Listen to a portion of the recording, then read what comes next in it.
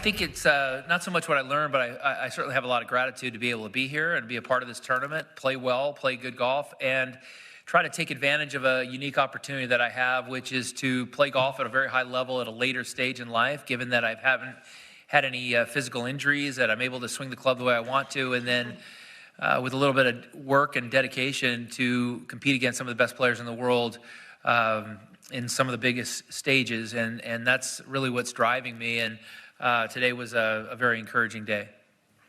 Chris? Bill, you talked before about being super present and focused this week. I'm wondering why you haven't felt that way in a while, and if you could pinpoint the last time you did. I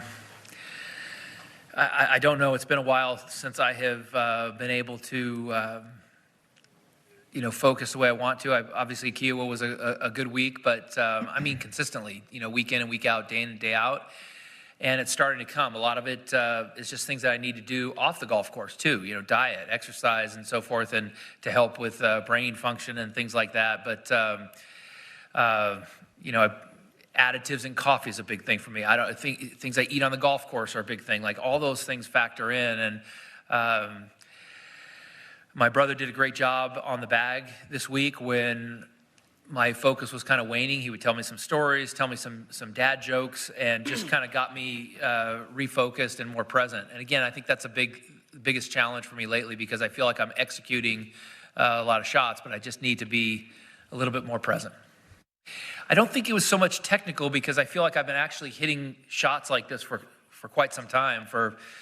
But what was happening was Thursday was the epitome of what happened. I hit a lot of great shots. I had a chance to turn a 66, and I'd turn it into 71 because I'd make 2 or 3 loose swings.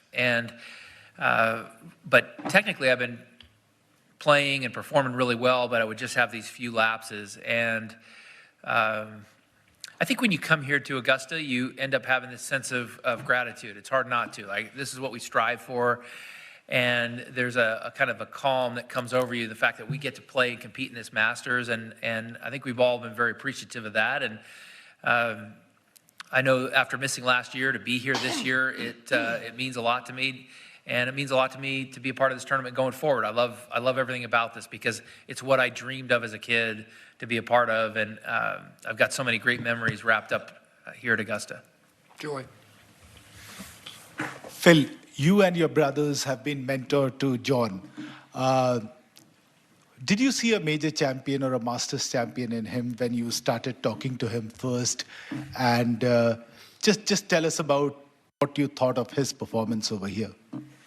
My brother Tim was his college coach for 4 years there at Arizona State. The first time I played with him, we played Whisper Rock. He shot 62, and I thought I played pretty good, and he gave me a pretty good beatdown. So I am not surprised at his success. I mean, it was obvious to me at a very young age that he's one of the best players in the world, even while he was in college. And to see him on this stage is not surprising to anybody, but it's hard not to pull for John too. He's such a good guy. He's got such a great heart. He treats people so well that I think the world of him as a person, and as a player, that's obvious how good he is.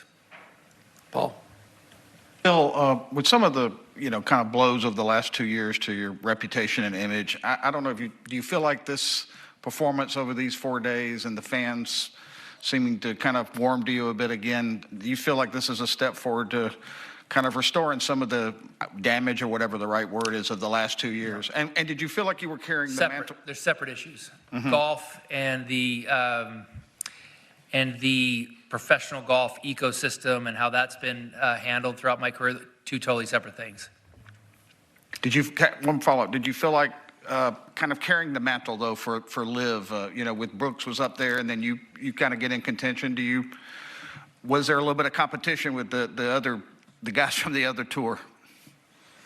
I wouldn't look at it like that. I am very appreciative that we're here, that we were able to play in the majors, and I thought it was exciting that this tournament rose above it all to have the best players in the world here and lost all the pettiness. I thought that was great. I'm happy with where I'm at. I wanted something different for a lot of reasons, and I'm getting a lot out of it, because having a team environment when I was in high school and college golf. It elevated my game, having players to play with, compete with. It brought a great energy and excitement, and that's what this is doing for me at LIV. I'm not saying it's for everybody, but it's been awesome for me, and I love it. And I'm excited to go play in Australia, but I don't want to.